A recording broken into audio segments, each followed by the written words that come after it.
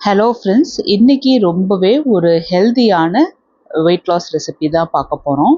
Weight loss பண்ணும்போது இது போல் ராகி, கம்பு, சோளம் அது போல் எடுத்துகிட்டு வந்தோம் அப்படின்னா நல்ல ஒரு ஹெல்தியான வெயிட் லாஸ் இருக்கும். நம்ம உடம்புக்கு தேவையான நியூட்ரியன்ஸ் எல்லாமே நமக்கு இதுலேருந்து கிடைக்கும். வெயிட் லாஸ் பண்ணுறோன்ட்டு நம்மளுக்கு நியூட்ரியன்ஸ் டெஃபிஷியன்சி இருக்காது.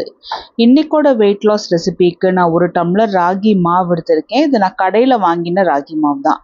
இந்த மாவுலேருந்து நான் 2 டேபிள் ஸ்பூன் மட்டும் ஒரு பவுலில் போட்டு இதில் 1 டம்ளர் அளவுக்கு தண்ணி சேர்த்தி கட்டி இல்லாமல் நல்லா கலந்து எடுத்துக்கணும். மாவை தண்ணியோட சேர்த்தி கொஞ்சம் நல்லா பீட் பண்ணது போல் எடுத்தோம் அப்படின்னா தான் கட்டி இல்லாமல் வரும்.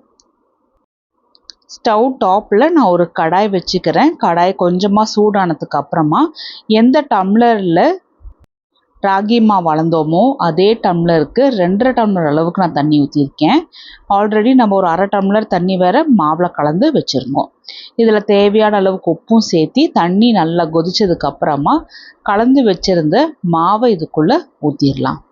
இந்த மாவை தண்ணியோட சேர்த்தி நல்லா கலந்துடணும். ஒரு 2 நிமிஷம் நல்லா கொதிச்சு வரணும். நல்லா ஒரு கிளாஸி டெக்ஸ்சர் வர அளவுக்கு இருக்கணும். மாவு ஒரு 25% வெந்தது போல் இருக்கும். இதை கரண்டி வச்சு நல்லா கலந்துட்டுட்டு எடுத்து வச்சுருந்தோம் இல்லையா 1 டம்ளர் ராகி மாவு, அந்த மாவை கொஞ்சம் கொஞ்சமாக தண்ணியில் போட்டு நல்லா கலந்துடணும். கட்டி இல்லாமல் கலக்கணும். கடைசி மாவு இது போல் ஊற்றி விட்டுட்டு ஒரு 5 நிமிஷம் டிஸ்டர்ப் பண்ணாமல் விட்டுறலாம், மீடியம் டு ஹை ஃப்ளேமில் வச்சு. அதுக்கப்புறமா கரண்டி வச்சு நல்லா இது போல் தண்ணியில் கொஞ்சம் நல்லா பிரித்து விட்டுட்டோம் அப்படின்னா கட்டியாட்டம் இல்லாமல் இன்னும் கொஞ்சம் மாவு நல்லா வெந்து வரும். இன்னொரு 2 நிமிஷத்துக்கு அப்புறம் என்ன செய்யணும்னா இந்த மாவை நல்லா கலந்து விடணும். நம்ம ஏன் இந்த அளவுக்கு ப்ராசஸ் எடுத்து நம்ம பண்ணுறோம் அப்படின்னா, ஃபஸ்ட்டு நமக்கு ராகி மாவு நல்லா வெந்திருக்கணும். அது மட்டும் இல்லாமல் நமக்கு கட்டி இல்லாமலும் வேணும். அதுக்காக தான் நம்ம ஆரம்பத்தில் இந்த ப்ராசஸை செய்கிறோம். அதாவது தண்ணியில் ராகி மாவை கலந்து போடுறோம். அதுக்கப்புறமா இந்த மாவை போட்டுட்டு கொஞ்சமாக வெந்ததுக்கு அப்புறமா இப்படி கலந்து விடுறோம். அப்போ தான் கட்டி இல்லாமல் நல்லா தண்ணியோட சேர்த்து இந்த ராகி மாவு கலந்து வரும். அதுக்காக தான். அது மட்டும் இல்லாமல் நல்லாவும் வெந்து வரணும். ராகி மாவு பொறுத்த வரைக்கும் இல்லை எந்த தானியமாக இருந்தாலுமே மாவு நல்லா வெந்து இருக்கணும். அப்போ தான் நமக்கு வயிறு உபாதை இல்லாமல் இருக்கும். வயிறு உபுசமாகாமல் நல்லா ஜீரணமாகும். வெயிட் லாஸ் பண்ணுறோன்னு பட்னி கிடந்தோம் அப்படின்னா நமக்கு உடம்புக்கு தேவையான நியூட்ரியன்ஸ், விட்டமின்ஸ் எல்லாம் கிடைக்காம போயிடும். ரொம்ப அன்ஹெல்தியாக இருக்க ஆரம்பிச்சிருவோம். அப்புறம் உடம்பு கம்மியாயிடும். ஆனால் ரொம்ப உடம்புக்கு முடியாமல் கடைசியில் ஹாஸ்பிட்டலில் தான் போய் அட்மிட் ஆகிற மாதிரி இருக்கும்.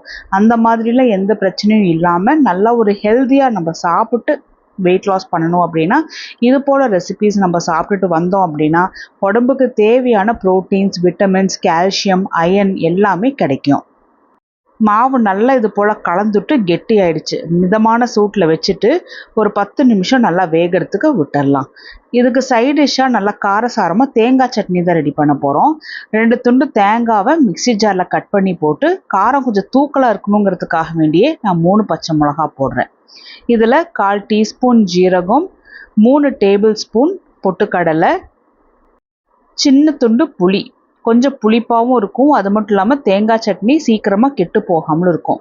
இதை நல்லா அரைச்சி எடுத்துருவோம். 10 நிமிஷம் ஆயிடுச்சு. நல்லாவே வெந்து வந்திருக்கு. இப்போ நம்ம மூடி வச்சுருந்தனால மூடியில் இருந்த தண்ணியுமே மாவில் போயிருக்கும். ஒரு முறை நல்லா கலந்து விட்டுட்டு நம்ம சட்னியுமே இன்னொரு கிண்ணத்தில் ட்ரான்ஸ்ஃபர் பண்ணி வச்சிடலாம். நான் மிக்ஸி ஜாரில் கொஞ்சமாக தண்ணி சேர்த்தி அதையுமே சட்னியில் போட்டிருக்கேன். இதில் தேவையான அளவுக்கு இந்துப்பும் சேர்த்தி நல்லா கலந்து விட்டுடலாம். நான் கொஞ்சமாக தாளிப்பு ரெடி பண்ணி போட்டிருக்கேன். கடுகு, ஜீரகம், வரமிளகா, கருவேப்பிலை இது போட்டு நல்லா கலந்துட்டோம் அப்படின்னா நல்லா ஒரு காரமான தேங்காய் சட்னி ரெடி ஆயிடுச்சு. கொஞ்சம் காரமாக இருந்துச்சு அப்படின்னா தான் அந்த ராகி களிக்கு நல்ல டேஸ்ட்டாக இருக்கும். சட்னி ரெடி ஆயிடுச்சு. மாவையுமே நம்ம ஆஃப் பண்ணிவிட்டு இப்போ ஆறத்துக்கு விட்டுருக்கோம். ஆறுனதுக்கு அப்புறம் பார்த்தோம்னா நல்லா இது போல் காஞ்சிருக்கு, கையில் ஒட்டாமல் இருக்குது. இதுதான் கரெக்டான கன்சிஸ்டன்சியாக இருக்கும். சூடாக இருக்கும்போது நீங்கள் தொட்டு பார்த்தீங்கன்னா கையில் படுற மாதிரி தான் இருக்கும். அதனால் அதுக்கு நீங்கள் பயப்பட வேண்டிய அவசியம் இல்லை. பிளேட்டில் நான் கொஞ்சமாக தேங்காய் எண்ணெய் போட்டு க்ரீஸ் பண்ணியிருக்கேன். உங்களுக்கு நெய்யோட வாசனை பிடிக்கும், நெய் பிடிக்கும்னா நெய் கூட கொஞ்சமாக போட்டு நல்லா க்ரீஸ் பண்ணி விட்டுக்கலாம். டயட் இருக்கும்போது எண்ணெயோ நெய்யோ வந்து முழுமையாக அவாய்ட் பண்ணாதீங்க. ஏன்னா நம்ம ஸ்கின் வந்து நல்லா பளபளன்னு இருக்கணும் அப்படின்னா நமக்கு எண்ணெய் ரொம்ப முக்கியம். சுத்தமாகவே எண்ணெய் வந்து நம்ம டயட்டில் யூஸ் பண்ணலை அப்படின்னா ஸ்கின்னால் ரொம்ப ட்ரை ஆன மாதிரி ஆகிடும். கையில் ஈரம் பண்ணிவிட்டு ராகி களியை நான் கொஞ்சம் கலந்துட்ருக்கேன். நல்லா முழுமையாக ஆறினோடனே பாருங்கள், இது போல் நல்லா பர்ஃபெக்டாக உருண்டை பிடிக்க வரும், கையிலையுமே ஒட்டாமல் வருது.